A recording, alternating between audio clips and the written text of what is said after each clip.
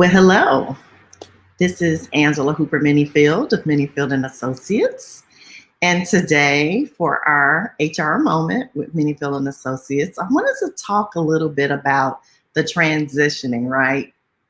All over the country right now, people are going back to school, so there is some angst about going to work, whether or not we send our kids. We're also seeing places where people are calling in sick, especially a lot of teachers and things, which has resulted in schools even having to, cancel classes, right? So as we think about this, as supervisors, and this is, we try to have our HR moments for our supervisors, right? We want to focus on how can we manage this in a way that is conducive for everybody involved. And so one of the things I wanted to talk about today was, how do we manage the paradox, right? Or of having both remote workers and on-site workers. So let's talk a little bit about that today.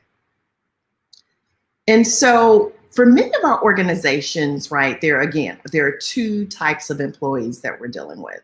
We're dealing with those who are still on site, as well as those who are at home, or we can say remote, because, we can use the word at home and it could be a lot of places, because technically, as long as the person logs in, we as supervisors cannot dictate where they log in from. Again, ideally, we would like for them to be somewhere with secure internet and things like that, and where people cannot overhear them having conversations that may or may not be private. But in essence, let's just be transparent. At home is just any form of remote. And so as we continue to think into that, then the next question is, okay, for those who are now having to go back on site and do the work, the question becomes, wearing safety masks. As an HR professional, I recently read an article, and some of you may have seen it too, where there were employees who actually wanted to wear masks and were forbidden to do so out of fear of potentially even losing their jobs, right? So the question is, do we wear a mask? Now, for me, it's yes, but do you wear a mask? And then how do we social distance when we come back on site? I mean, for some of us on site, it's just going back into our cubicles.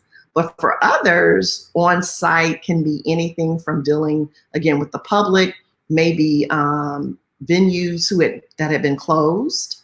As things loosen up, the numbers go down, states and cities feel as if they can resume some degree of normalcy. They may now be opening their doors again. Salons, hair care facilities, massage therapists, certain restaurants that maybe couldn't adjust to the takeout version. So we're trying to figure out if we do go back on site, then how do we social distance? And even teachers, right? I mean, we're seeing the videos, we're seeing all of that. So as a supervisor, manager, leader, whatever we are, how do we ensure, again, that those who do have to come back on site are able to do so in a way that's conducive for them? And so here's some questions that you may be receiving from your team at this point, right? Because some of them may be wondering, well, why do I even have to go back to work? I mean, why is this necessary? Because I have been working from home now for 3-5 months, depending on when that particular locale shut down. So why is it necessary that I even come back to work? And so as a manager and a leader, we need to think into how we relay the updates and the information. And then, of course, another question could be, well, why do I have to return to work and others don't? Or vice versa. You may have some that want to return and are told they cannot. And for me, a perfect illustration of that is what's happening right now with college football. I mean, there are some conferences who've made the conscious decision to say that playing football right now is not safe. However, there are petitions and parents, speaking to the different organizations about our children want to play. And Some of them feel as if they would actually be safer at school than they would be at home. And for some of them, I'm sure that's true, right? So these are all the things as managers, leaders, and supervisors we have to think about. Like, how do we answer these questions? Like, why now? And the answer, even if it's true, should not be, well, because the state said we can go back, right? We have to think about, like, really what is the reason in a more logical, clear, coherent way, especially if we want buy-in. And so, what are some of the key necessities, right? We have to have effective communication, and we have to figure out how to have connection. Because when we communicate effectively with our team, we put ourselves in a position to, have the conversations and talk very transparently. Excuse me for my formatting there. So teleworking, a lot of us have been teleworking. I know I have, quote unquote, pretty much everything that I have done, absent a couple of things for the last approximately 6 months, is been remote. And so there are benefits for teleworking or working remotely. And for the employee, of course, we've always known, it gives them more flexibility to adjust for appointments and things like that, their work schedule, maybe childcare, going to doctor's appointments and things like that. Of course, it saves time, because if you commute, any distance, it's still, it saves you time, even if it's only 15 minutes, right? Because that's 15 minutes both ways. You don't have to go. And for some people, they commute, 1 hour, 2 hours and more. And then, of course, even saving money. Again, the commuting, probably the eating out and some other things that come with working at a locale. Now, for the employer, what we found is teleworking can help us keep our employees safe, right? And we can have continuity of operations, right? So again, there has been some angst, because for years, many organizations have said that teleworking was not an option. Hey, Damian Johnson, how are you? And they said that teleworking wasn't an option, but then when COVID hit, all of a sudden, what used to not even be an option became, not only can we do it, but everybody must do it if you want to keep your job. And so again, as we talk about the benefits of working remotely, we should figure out how can we convey that to the organization and to our team in a way that makes it clear that there's a benefit for all of us. And so as we continue to talk about communication, this is what, a recent poll by the KRC Research in partnership with United Minds. So this was in April 2020, immediately after COVID hit.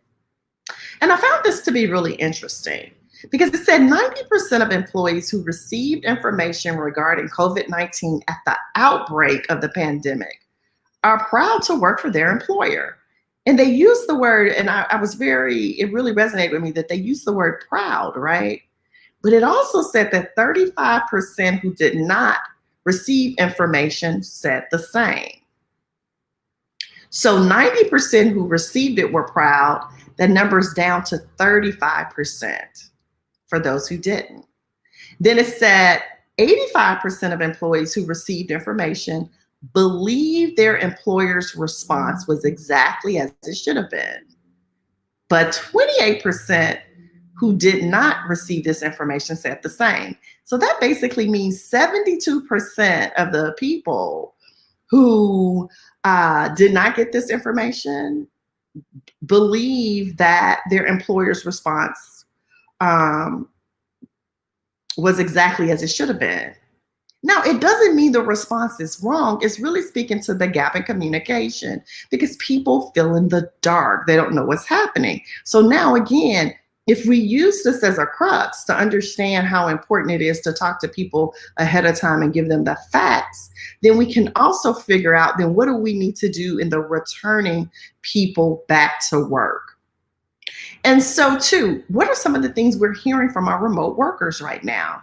Because again, I remember even being a teleworker when, when teleworking wasn't cool, if we want to use that phrase, right? So years ago, being amongst the first in my organization, and I can tell you this was true for me, they feel left out of the loop or isolated, because oftentimes people forget to give us the information for the meetings. If there are handouts, we don't get them in time. Like they bring them to the room. So everybody in the room gets the handout and then you didn't, or I didn't at the time. Now, I hope we're better now because again, we're living in a period where there is more remote working. And so we should be figuring out some of these SOPs, right? Standard operating procedures.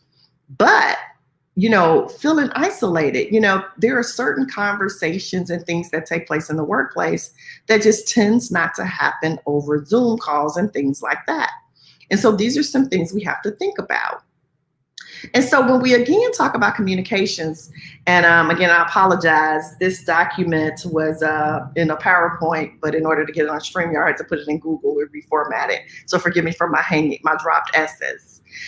But when we talk about communicating for you guys, again, you're the supervisors, the managers, the leaders. We're not talking about the check-in emails. Those are great. Glad you're checking in. You want to know how we're doing. But in order to really facilitate an environment where people feel included and connected, we have to figure out how do we simulate an office environment that has open chat space or virtual water cooler type programs, right? Like people hang around the water cooler and talk about nothing. What show they watched last night? Did you see that sports game? How was your weekend? How are your kids? And if we're not creating some type of environment so that our remote workers get benefit of that, then basically what we have done is we have checked in on them. Again, they got the email, they attended the meeting, but they still feel like an outsider. People want to be a part of the joke. People want to be part of the banter. And so we have to figure out how do we do that. Now, I can tell you for me, one of the things that I had to start doing, and again, if you've heard me do any talking before and ever talked about the DISC assessments that I complete, I know that I'm high C, right? So I want to start on time. I want to end on time. So one of the things that I have to build into my agenda, it's non-negotiable. And it's not so much for me, it's for the others. It's the social time. It's the meeting before the meeting banter. It's the time for everybody who wants to talk to talk. So I encourage people to come early because again, I still want to honor and respect people's time. We still have a business to run. We still have work to do. But how can I create an atmosphere where people feel like they had a chance to get the banter, right? So that's one of the things that I do. And then even after the meeting's over, build into it, say, okay, well, guys, we can hang out for 5 to 10 minutes. If your group is really big, set out breakout rooms. Allow people that opportunity to simulate that water cooler-esque type of conversation. Now, one of the things we also don't want to do is, whether it's intentionally or otherwise, suggest that one group is hiding out at home and the others are doing the dangerous work. And again, these are for the organizations that are trying to manage remote workers as well as on-site workers, right? These people, somehow the determination was made by us, or sometimes people had a pre-existing reason. They have a childcare reason. There are reasons why some of us did not return to work. So, but don't, have this dynamic that we're two separate entities. And so when we again think about the communication, we have to remember that employee listening is key. As in, we have to hear what our employees are saying to us. Some people are scared to go back to work. I've heard it. I know it firsthand. They are scared. And so are we listening? Are we taking into account that people are fearful? Now, I'm not suggesting that means you say, well, hey, if they're scared, then we just shut it down. No, that wouldn't be a reasonable response. But ignoring it and not giving them an opportunity to put voice to that is not a reasonable response either. There's a saying, and it's one of my favorites, and I use it all the time, whether it's in masterminds training, is that people cannot hear you until they have been heard. So we must listen to people in order for them to hear us, right? That's the only way that people can really, because think about it this way. If I know I have something to say and it's like right here, it's just ready to jump out of me, but you don't give me a voice, am I really listening to you? Because I'm thinking about all the things I want to say. So we also have to explain how the decisions are made. We can't assume that it's like logic and everybody got it. And if you really want to know if everybody understands, ask. Ask them, so do you know why this group is working and this group isn't? You'll find often that everybody's not on the same page. Everybody does not have the same understanding of how those decisions were made. And one of the things that I also have come to learn through my many years of training is, in absence of the truth or an explanation, people make up their own. And so if we don't take the time as leaders, managers, and supervisors to have these conversations with our team, guess what? They're going to make up their own version of the story anyway. So we may as well take the time to do it, because as the saying goes, you pay me now, you pay me later. So you can either spend the time now on the front end and have a proactive conversation, or you'll be chasing rumors and calming down fears and rebuilding trust, which I promise you will take you more time than it would have taken to just explain how the decisions are made. And then remind the team, it's always people over profits, right? We want to make money. We want to stay in business. We want all those things to be true. However, people come first. And if we say that, our actions should be in alignment with that. And so what are some open communication options? And again, I apologize for the formatting when I switched this over to Google in order to share it on StreamYard. It reformatted my slides. But some of the ones that I've used and I'm very comfortable with for group banter and joking and catching up. But there's Slack, there's Microsoft Teams, there's Telegram, there's Messenger, WhatsApp. I mean, the list goes on, right? And of course, certain organizations, because of your security level that you need, you maybe have to use certain programs, and that's fine. Use the one that works for you, but figure out a way to outside of the formal email, to allow people to have chats, right? Because that's where you can, again, simulate what we would call water cooler banter and conversation, and helps people not feel as alone. Yesterday I attended, or over the course of a weekend, a 2-day conference. It was really awesome. But, we were in Zoom and there was the chat going, and we were in breakout rooms. So while all of us could watch, and it was about 2,000 of us on average over the 2 days, but all of us could see the main screen. The chat was just for our group, and the chat was constant. And you could tell by the time it was over, and these were strangers, we felt like we knew each other, because people were like, oh, I got to jump away. I got to go, at break and feed my kids or do a bath, and, talking about their businesses and things like that. And, it's amazing sometimes how you can connect when you're able to put your guard down and just talk about things that are more personal to you. And we all know in business, we've said it 1,000 times, right? People, buy from, they connect with people they like, trust, know. How do people get to like, trust, and know you? Some of us are even adding new people to our teams during this season, right? So if we're not creating some type of atmosphere for people to have that kind of banter, how do they really connect and become one with the team? And so as I, go, and I hope this has been beneficial to you, I think the biggest part of it too, even though, again, you have two sets of teams, remote and on site, that you remember that collectively you're one team. Consider it like if you had subsidiary offices, right? Locations in other places. At one time in my career, when managing teams, I had teams in 14 locations, right? And so I had to be cognizant that the people who were in quote unquote headquarters with me maybe had a different lens or purview than those who were, as we call it, in the field or in a field location, right? And so it's the same thing right now. Consider all of your team's houses, individual houses, as your field locations, right? And so is the messaging getting to them the same way? And again, we talked a little bit about fears, the benefits, the uncertainties, but at a certain point in time, we have to figure out how to manage them all. So I'm looking at my comments. Thank you guys for watching. So I'm streaming in 3 places simultaneously, so I can't see all the comments on my StreamYard.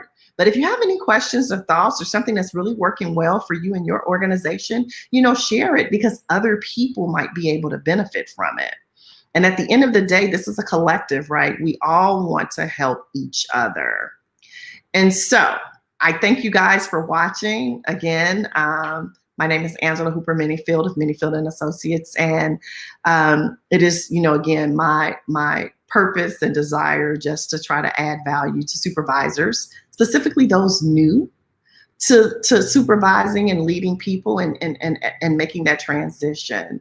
So if I can be of service to you, feel free, again, post questions in the comments, because based on the comments that we receive, we use that to decide, what our future topics may be. So take care, everyone, and I look forward to hearing from you soon. Bye.